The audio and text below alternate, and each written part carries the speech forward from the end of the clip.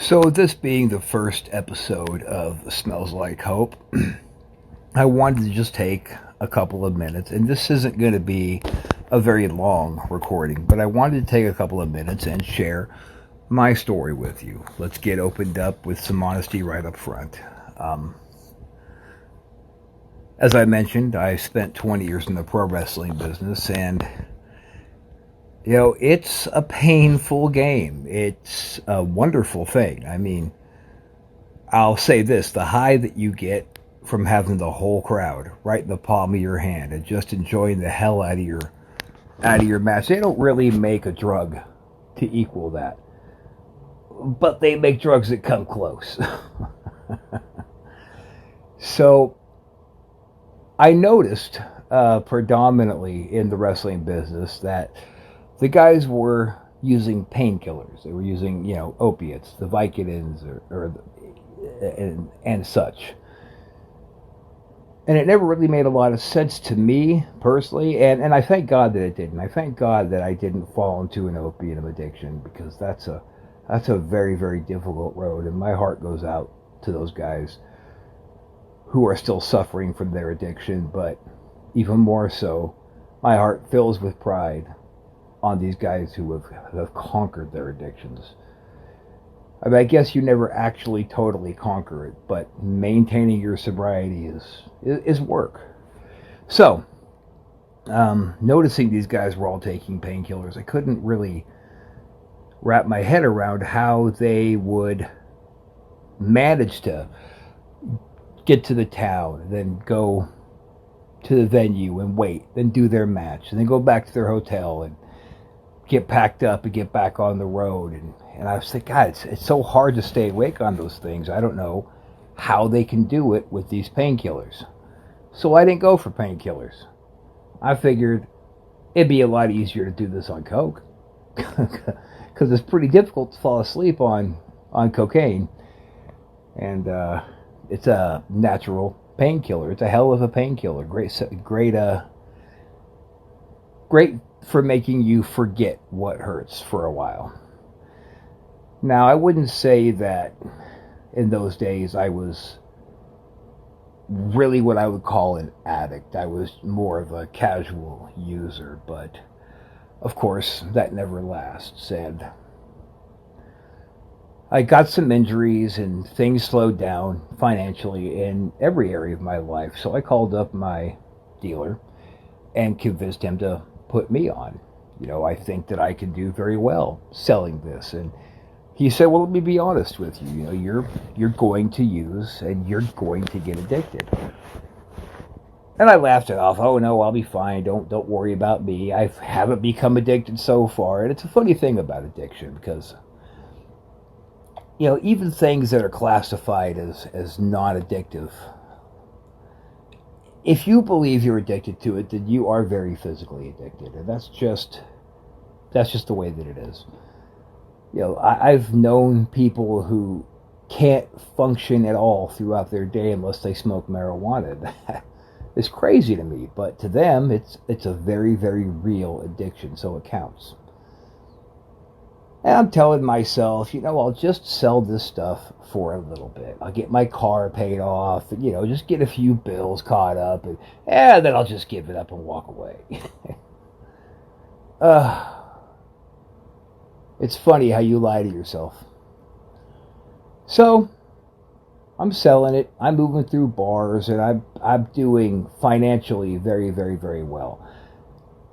And of course, every day I'm using more and more and more. And I'm always making some kind of an excuse for it to myself. Oh, these people don't stop calling all day and night, and I got to keep awake to make that money, and any kind of jargon I could think of to convince myself that I'm not doing the wrong thing. And then I got arrested. One of my clients got themselves arrested, and then they set me up. So, the famous night where I had 8 cops with guns pointed at me. And I was booked into county jail, and it was my first arrest, so they released me on own recognizance. So I left jail, went home, Had an eviction notice on my door from the landlord, packed up, took my wad of cash that I had stashed away, and boom, went and found another apartment. But this time I found a real shady landlord who was okay with not looking into my background and taking a little bit of cocaine with cash for rent. And, thinking I'm living the fat life. And it wasn't a month later, and I got hit again. And I'd like to get this particular officer on the program because the amount of kindness that everybody in that police station showed me was staggering. Like the first time I was racked around their police station before going to county, and I was treated like the criminal that I was. Now these cops knew me, and it's not from the drug deal. They knew me from a job that I had up here. So maybe they had a little bit of sympathy for me, and they wanted to help. So we went to the magistrates relatively quickly before I even had my real get in front of the judge for my first arrest. We get in front of the magistrate, and these cops gave me a love shot. They decided to drop the charges down to just possession because they were hoping I would recognize what they did and I would get some help for myself. So then I went to big court for the first charge, and the second charge was sitting there on the judge's desk as well.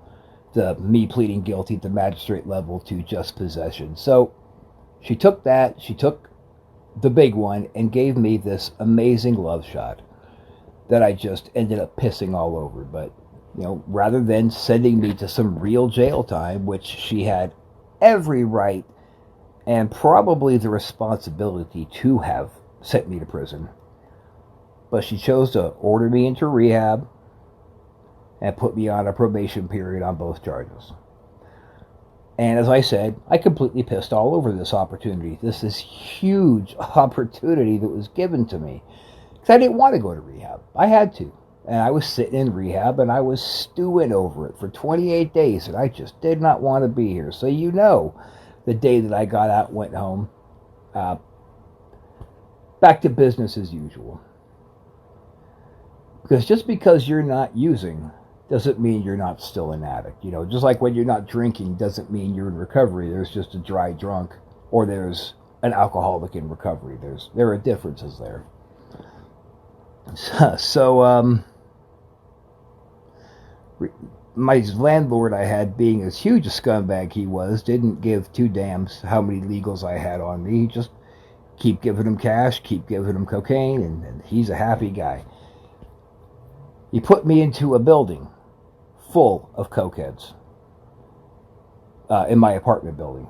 So half the time I didn't have to leave home if I didn't want to. So I'm living this life, and this is really just running and gunning. I mean, I'm living my worst possible life.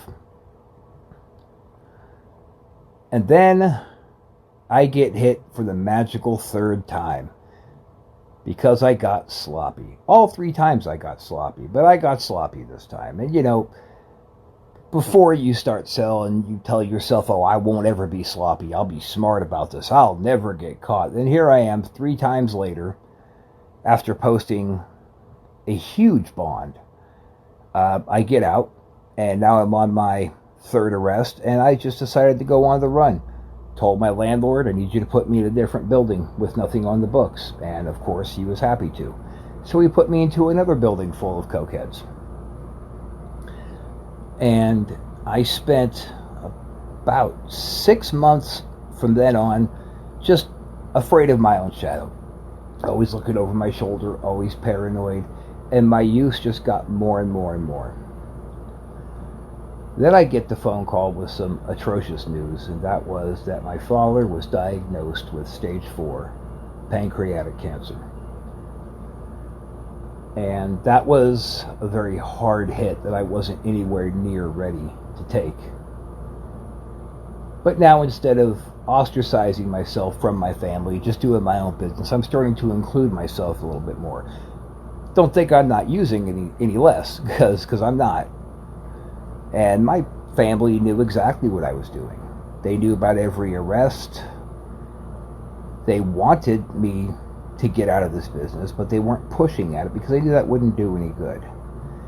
And I go to my father, and I told him, I want you to know that when the worst happens, I'm going to be here to take care of Mom, to take care of business.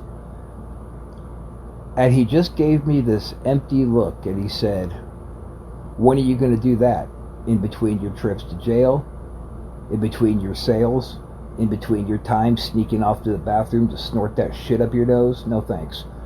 We'll take care of it ourselves. We don't need you. And it destroyed me.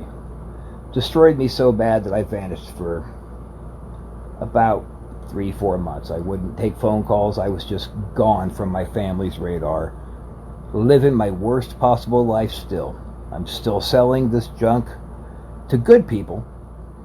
And I call most of my clients, I would call them weekend warriors, because they had the ability to pick some up, party throughout the weekend, put it down, go back to their life. And I was quickly starting to realize that I didn't have that ability any longer.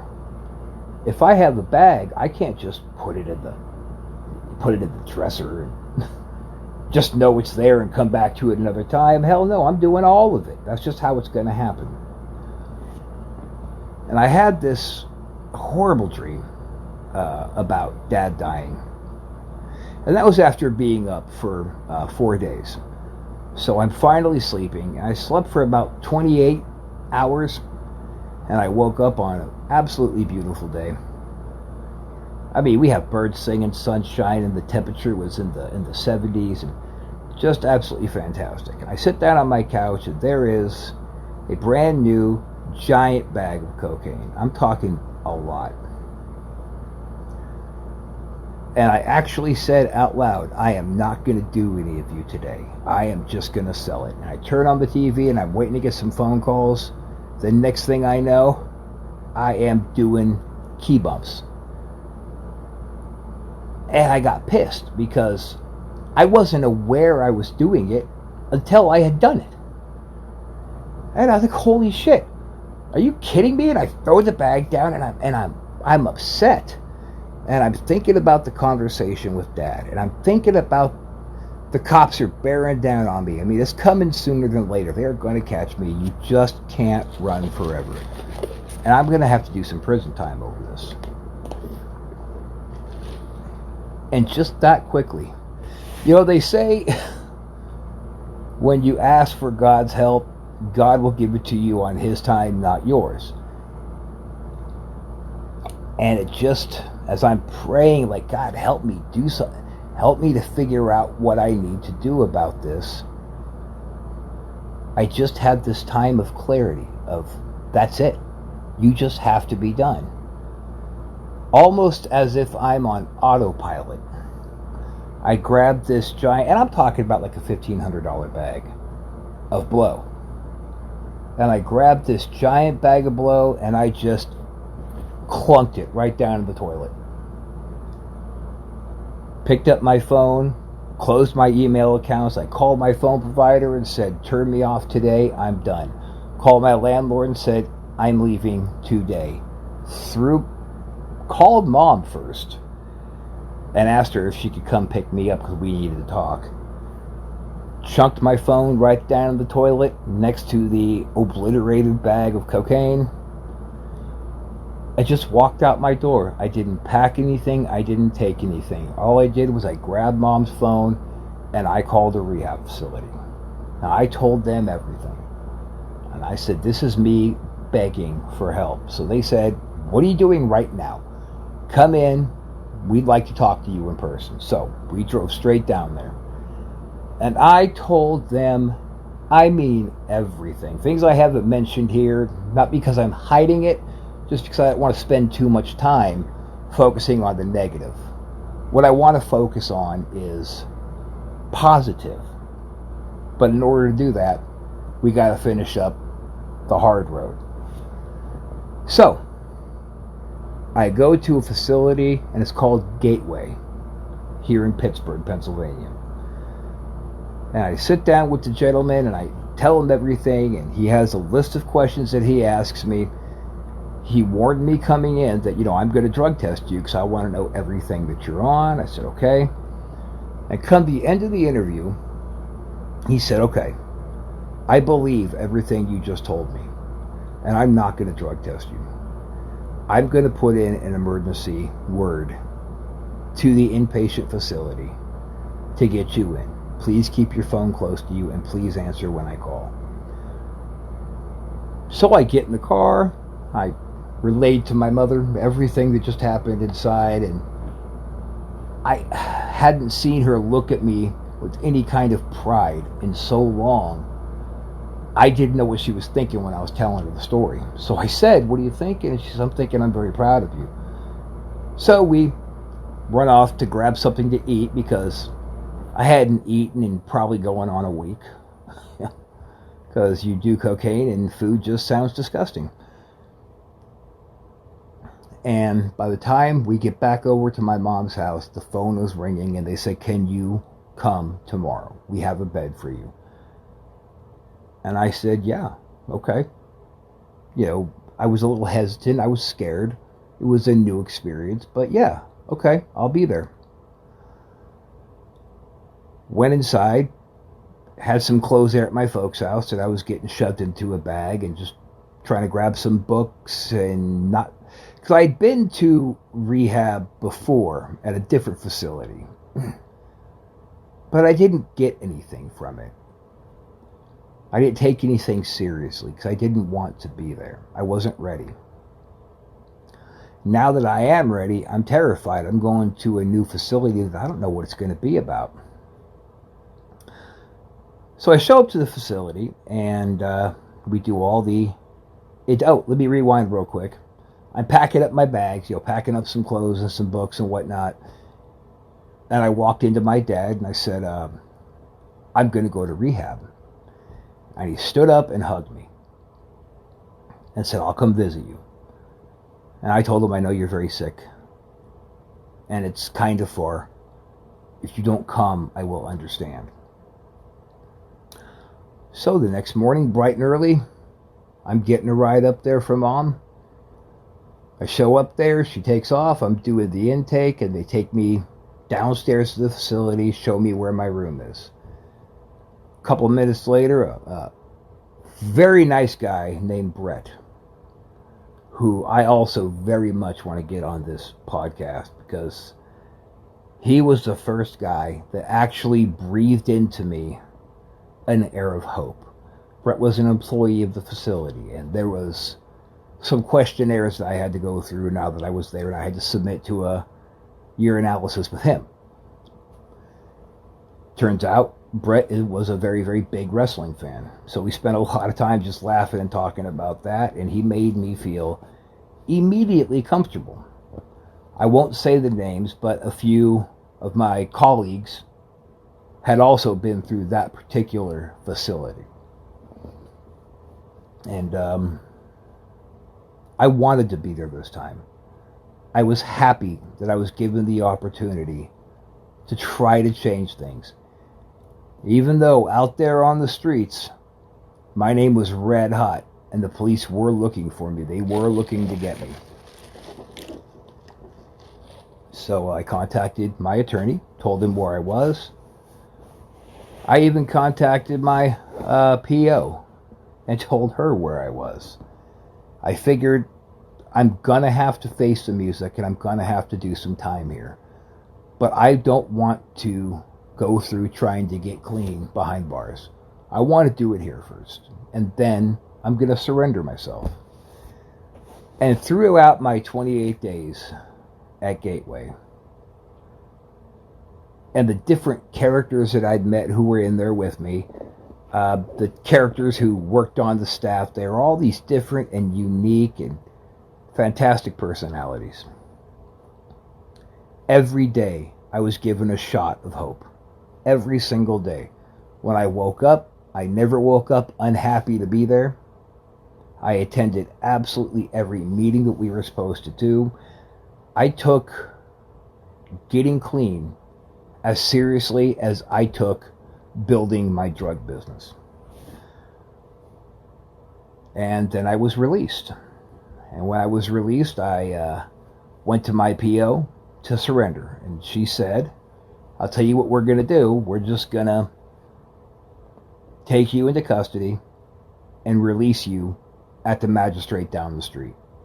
And then we're going to send all this downtown to big boy court. And you're going to have to go see your judge again. And she's going to be pissed. Noted. I understand. And I have it coming.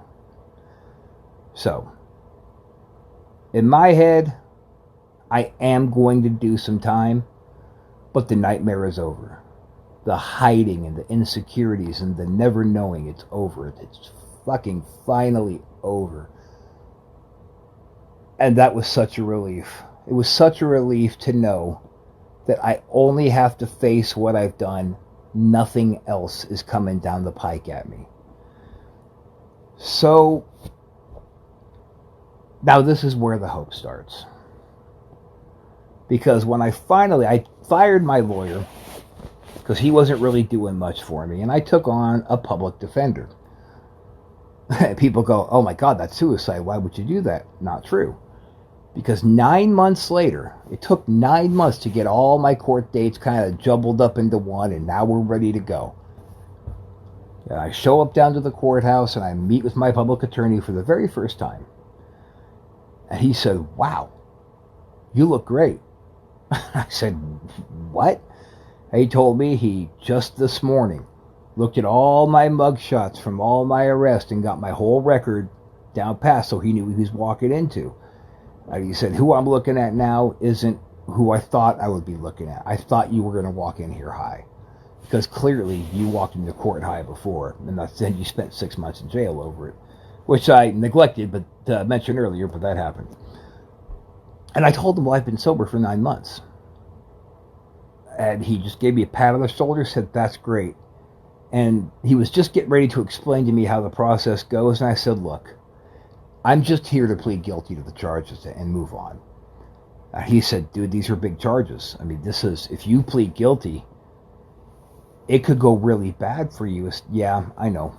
But I'm going to accept the responsibility for what I've done, and I'm going to see what happens from it. So he had me have a seat in the hallway. And it's funny because he went inside to talk to the judge and the district attorney, and I was right outside the door, like literally right outside the door, and I could hear the conversation they were having. And he walked in and said, Judge, Mr. Wiles is here to plead guilty. And she said, no, he's not. He said, no, seriously. He told me he's here to plead guilty. He's ready to surrender right now. And then they started having a little bit of a lower conversation, which I couldn't really figure out what it was. And about an hour, maybe, later, my lawyer comes out the hallway and says, we're going to put you in drug court. Huh? What the hell is drug court? Drug court means you're not going to jail. I said, I'm not. And he says, no, at this point, you're not. We're going to give you a chance to prove yourself or to hang yourself. Because you need to know that if you fail drug court, you are going to prison for 20 years. Boy, that was sobering. That was one of those scenes in the movies, you know, where they say something shocking and like the background kind of zooms up in on them. 20 years. I was honestly thinking I was looking at maybe 5 years. No, I was looking at 20 years. So, having never heard of drug court, not knowing what it was, I got my subpoena. I went back on my correct date. And there's this nice little old guy sitting behind the bench, and he was the judge, Judge Nahas. And I was there on a special day, not when drug court are usually conducted, just your opportunity to plead into drug court, where he reminds you of what your original judge has sentenced you to. So I looked at him, I said, how long has this been around? Is this a real thing? I mean, I'm not going to jail. And he said, not yet. He said, please don't make me send you to jail. Prove yourself. Do not hang yourself. So, now I'm looking back at my life, and I'm 2.5 years sober. Actually, let me rewind again. Not too long after pleading into drug court, by this point, I had been sober for like 11 months. And I took mom and dad to lunch at Panera. And my nephew called, and he needed something. So my mother said, you know what, I'm going to jump in your car, Rob. I'm going to run back and take care of this thing. And I'll come back and pick you guys up here in just a minute. Okay, so we were done eating. So we just kind of took a walk, and Dad's health was getting progressively worse. So we couldn't walk very far. We got to these nice benches in this little treed-in area. And I said, once again, I want to tell you that when the worst happens, I promise you that I will be here to take care of Mom. And he patted me on my leg and said, this time I believe you. And then, I swear to God, I started tearing up like a baby with a skinned knee. He said, I knew that you would get it together before it was too late.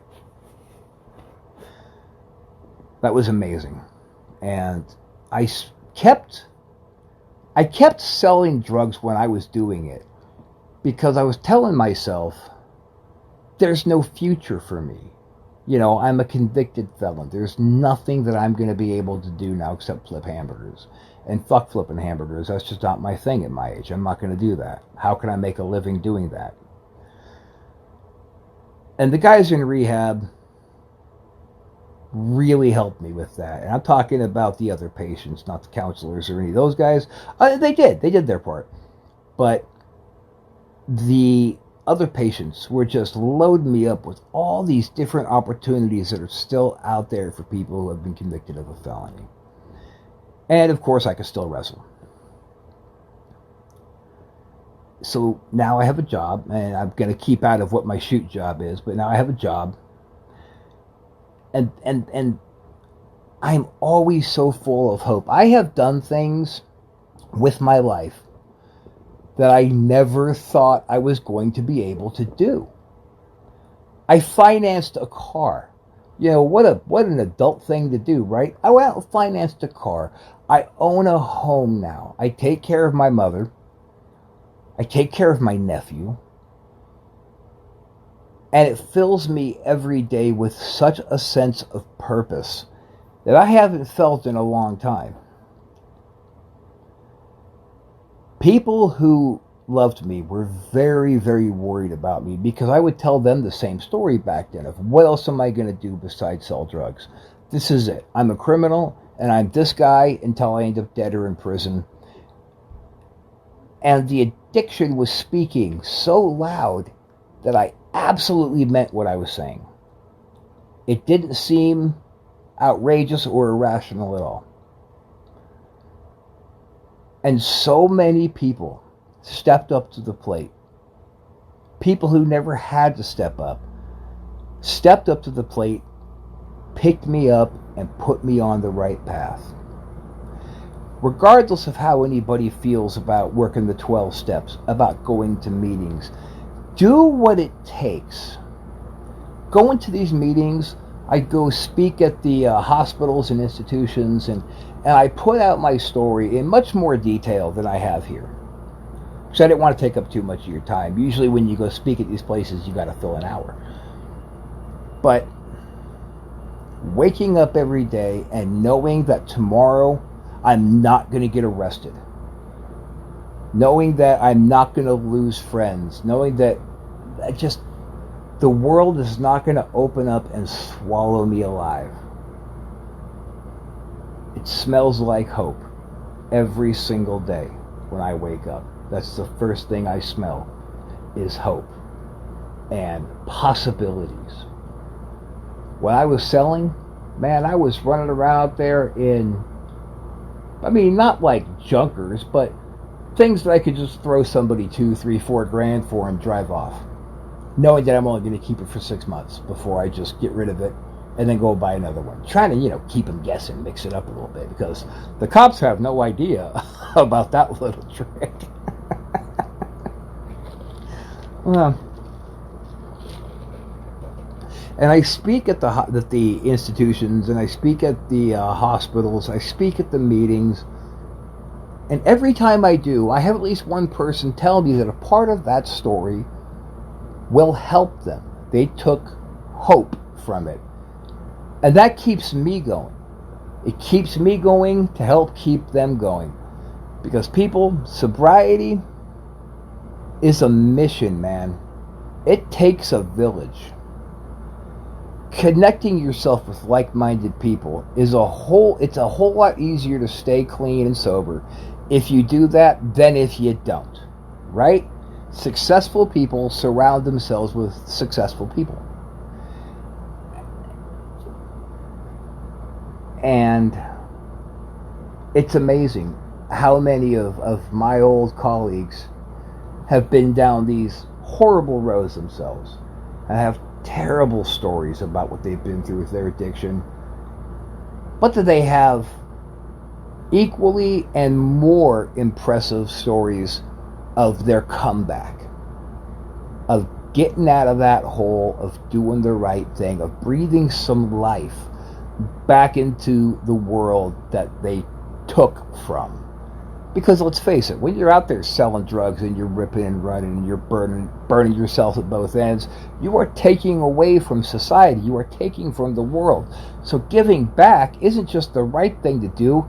It's what makes you feel good. It makes you feel better than all that time you spent feeling bad.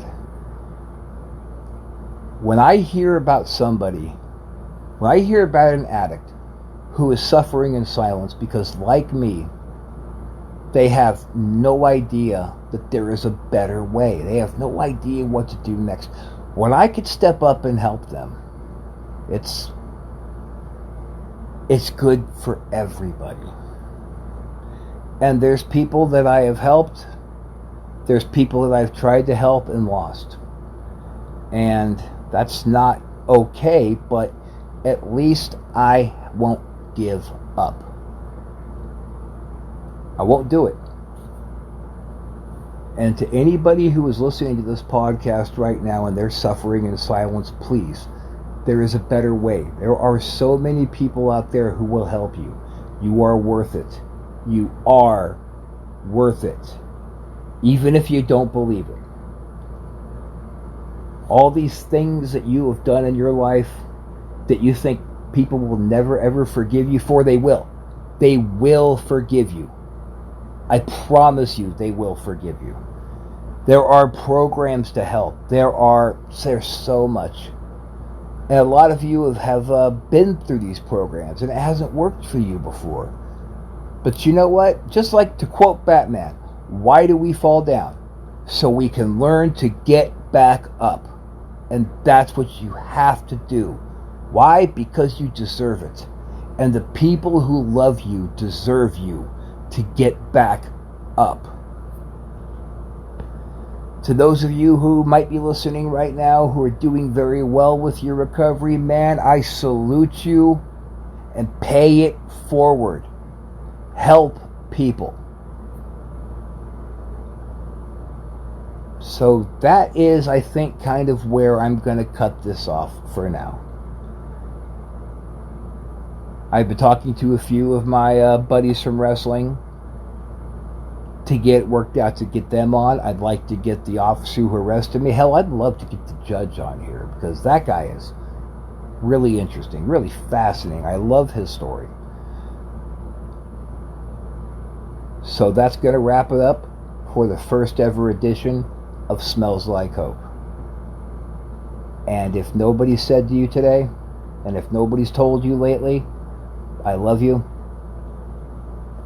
You deserve all good things, and all good things are there, just waiting for you to reach out and accept them. Take care of yourselves. Take care of others. Thanks for listening. I'll see you next time.